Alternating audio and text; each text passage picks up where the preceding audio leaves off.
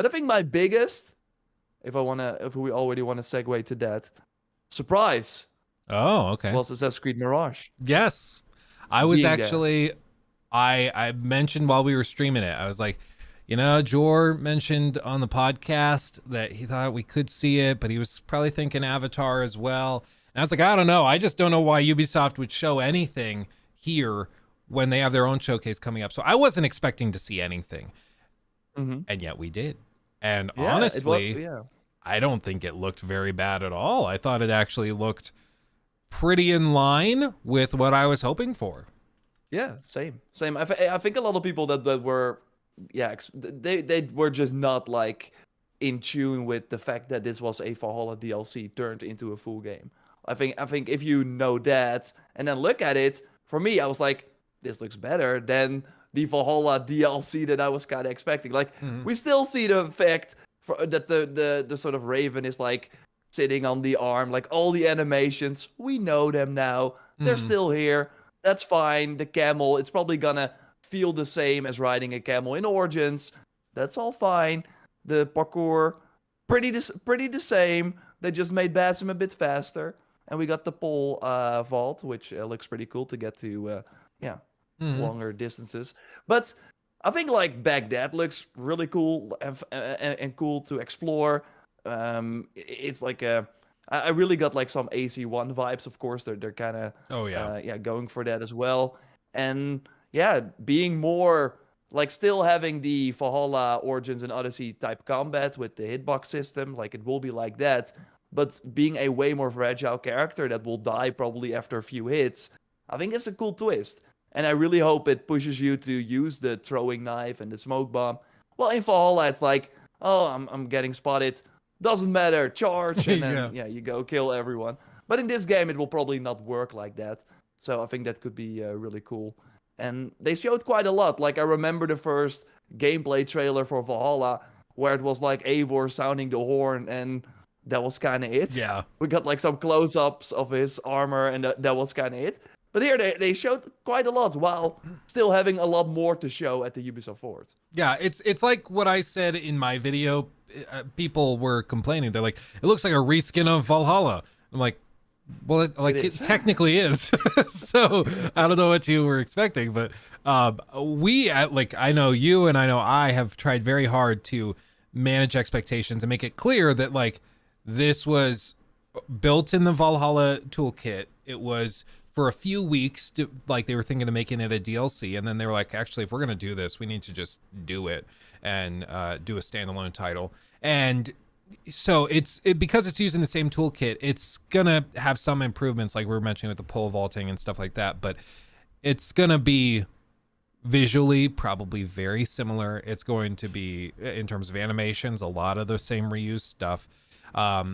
But on the other hand, the potential good side of that is that they've spent 3 years not reworking animations and stuff, but trying to build out interesting levels. One of the things I was actually pleasantly surprised with is very early in the trailer, they show Basim talking to this other character, describing how you have a target right here, a target to go after, and that there's multiple paths in. You can maybe bribe your way in or sneak your way in, and that alone brings back the AC Unity style of multiple entry points, the sort of Hitman inspired design missions. Yeah, I love that, and I think that is going to be really, really a great addition. If executed well. Yeah. I'm still kind of worried about that because did you play the Siege of Paris DLC for Valhalla? No, I don't Okay, think because so. they had No. that there as well, and I would imagine that it's mostly built on those systems because yeah, they already made those.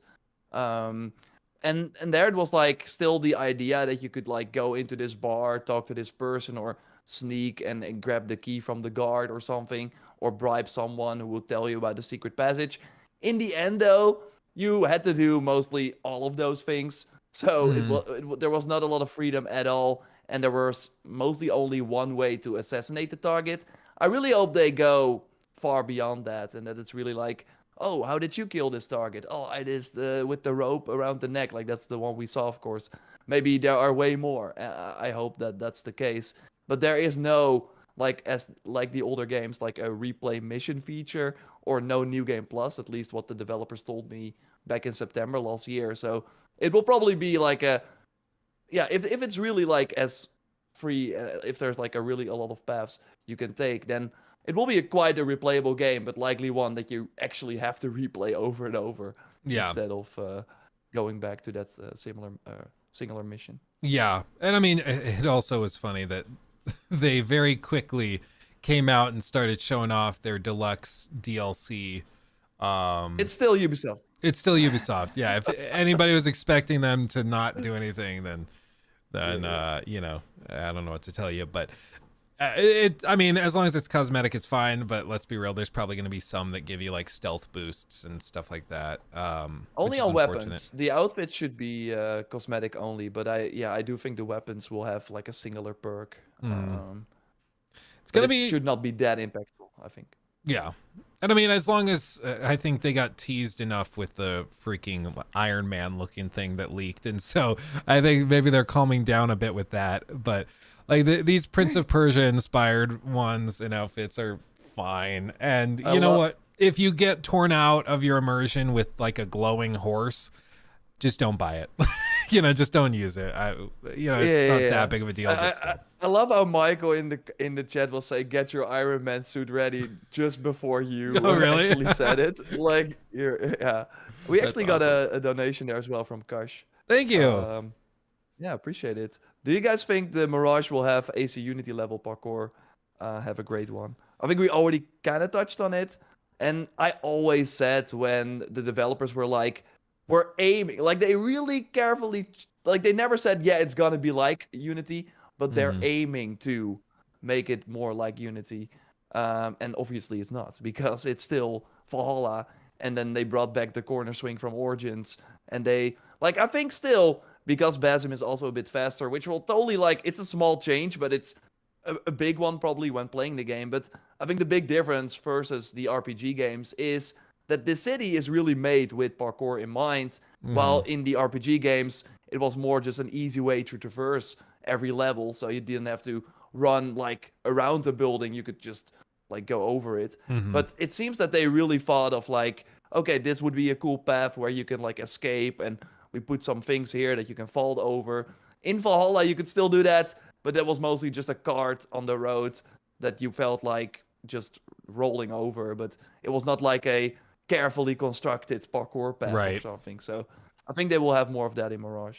And I totally agree. One of my biggest frustrations with, Assassins, Creed Mirage, was that it was basically just a big green forest with like trees and then some ruins and some flat little buildings. There wasn't a lot put in Valhalla that was designed for you to parkour around, which is honestly how they justified getting rid of a good amount of the moves and animation sets, because they were just not going to be used. Whereas if you build a city, like I went and I played like 45 minutes of AC Unity last night. I was waiting for some friends to come over and I was like, yeah, it's been a while. Let me see what it's like. And I booted it up, and that entire city is built, like Jor said, for parkour. They have, all the windows are arranged in a very particular way, and then this thing hangs here in a very unique and particular way so that you can jump from that, swing here, and bounce over there. The entire city is like that. And my hope is that Baghdad's been built in a similar way, where they've crafted it to take advantage of the animations that we do have. But again, like, if anybody was expecting it to be AC Unity on steroids, or even just a copy and paste of that system, I don't think that was ever realistic. And everybody that read the article or read the interview where that whole rumor came from was aware that they said, in a coy way, I'll grant you that, but they said that they were aiming for Unity, not that, it's going to be way better than anything we've ever done before, I did see the people run with it, though. Like, there are some Twitter accounts that put, like, rockets everywhere, and it's like, AC Unity parkour back. Hype to the moon! And then if that's your only info, then I get that you fell for that. But I've always been saying, like, and also, like, the big one as well. This game, I saw it on Amazon for $40. I think that's just, like, a cheap discount or something you can get there. But it's gotta be a game that you will probably finish in a weekend if you, like, play. Yeah. And then there will probably be some side content, which I think is fine. Like, looking at that trailer, for me, it really ignited the fact that we haven't had a new Assassin's Creed in 3 years, which is kind of crazy. So I just want to pick up the controller and experience a story like that and a world like that. While I think that Red, I do think that they are like going back on their parkour is not that interesting. I do think with Red they're gonna take it back to the next level. I hope so too, because I mean, you saw the reaction in that PlayStation showcase when they did the oh crap, what was it? It was something 0. The crazy like animation set. It was like Ghost of Tsushima on steroids. People in chat are gonna tell me. I'm totally blanking on during the Ubisoft Forward? Or no, during the PlayStation event. It was one of the earlier ones they showed. Oh, chat, help me. Oh yeah, it's Phantom Blade. That's the Phantom Blade 0 game. Yeah. Like just the reaction to the animations in that trailer made everybody lose their minds. Just like the one parry thing it did, where he spun on one foot and then pushed one guy away with his foot and stabbed somebody over here. Just that was enough to make all of us sit up and go, okay. So imagine a reworked Assassin's Creed with an animation set for parkour that actually is improved over Unity and is not simplified. That would be amazing. Drinner, thank you for the $10 super chat, by the way. I'm somewhat interested in Mirage, but my question is why, like for real, why did Ubisoft keep dodging the potential of a full open world AC game in Japan? Did I miss something?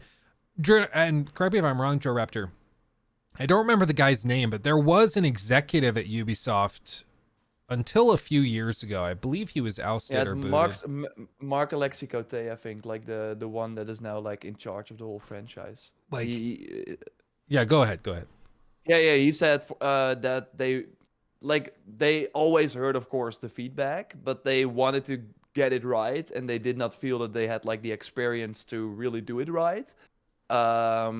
And like now with the new consoles, and I mean, I think it's also like the team, of course, gets to decide in the end where they want to spend their next few years on. And I think after Ghost, they might have seen there is a market for this. Maybe they never thought that there would be. Yeah. So that might also, because they started development after Ghost came out, which of course sold 10 million copies for a new IP on only PlayStation. Ubisoft is like dollar signs in their eyes because Red is gonna sell way more. Yeah. So yeah, I think that's kind of the thing. And of course, like with the next gen consoles, like they're really talking about from the small little details we had or have about Red, is that they're going to make it more immersive. And of course, you have all these forests, these like, yeah, it should be like, not sure if you like remember the Breakpoint sort of reveal where they had like this character like crouch. Oh, in the mud and stuff. Over. Yeah. Yeah. It seems like they're going to try stuff like that as well to have us be more, because like of course in Valhalla and all the other games, apart from like Origins with the sand a bit, but feels like you're not like you're just a character like floating a bit over the world. So hopefully they can make it more realistic like that. But that was kind of what they said. But I think it's mostly the Ghost of Tsushima thing. Yeah, that they just. I agree, and I think one thing that was described to me from a guy I talk to about game dev stuff all the time. He's just like he works in the industry and he does like character animation work. And what he said when we were talking about Assassin's Creed stuff and like free running and that type of thing was actually pretty interesting. And he threw out something I hadn't thought of, which was that Japan has very unique architecture, which would be particularly difficult to create an animation set around for climbing. And so he's like, I don't blame them. It sounds like a headache. Like, why do that when you can just go to like Baghdad and the buildings are all rectangles? You know, it's just way easier than something a little more elaborate and complicated. And I hadn't thought about that before. And I was like, honestly, that does make sense. Yeah, and we saw that also, like if they, because Origins was of course the first RPG, like the step to Odyssey, where you also have like the ships and stuff, which we of course kind of had in Origins and in Black before that, also makes way more sense. So to have that trilogy be kind of similar, and then for their next jump to the next gen consoles, really try something new with Red. Yeah. It's going to be, really interesting to see how the next few years of Assassin's Creed stuff goes. They need this to go well.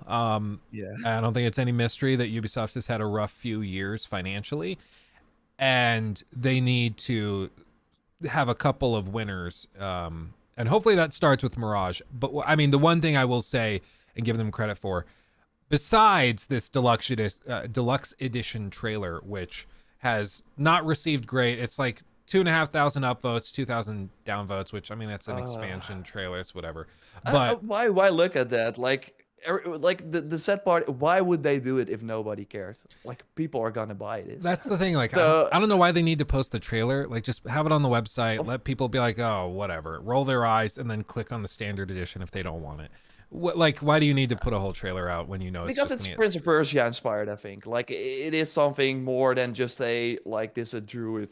Because we had the berserker armor, for example, in Valhalla as like the deluxe thing. I think it's like a throwback thing, and I think the items look pretty cool. Like, I don't mind in my single player game if there are some glowing things. Like, if you don't want them, don't equip them. It's as easy as that. It's not like you see someone else run around on a unicorn and then you get taken out of the experience. I get that, but it's a single player game. Yeah. In the same way, like, if you download a single player game like Red Dead and you download a mod to swap Dutch out with Shrek, okay, like, if you like that, cool. Yeah. I don't care. Go. But then, like, don't complain that that's available for people on the mod store and like demand that it's taken down, because that's just stupid. But I mean, overall, the reaction to this trailer has been very positive. People are actually cautiously optimistic here.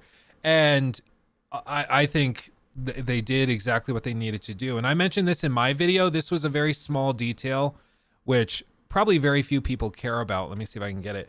But if you look at this portion right here, as Basim's walking, you can actually see the rug is deforming under his feet and moving as he walks, which is a very, very small detail.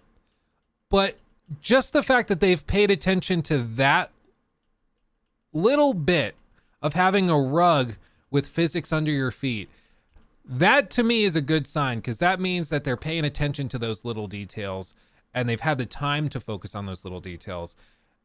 And that's the type of thing that gets me excited. You know, a rug. Okay, I'm happy for you. I'm like, the trailer looked great, but did you see the rug? Yeah. The story was kind of bad, but did you see? Yeah.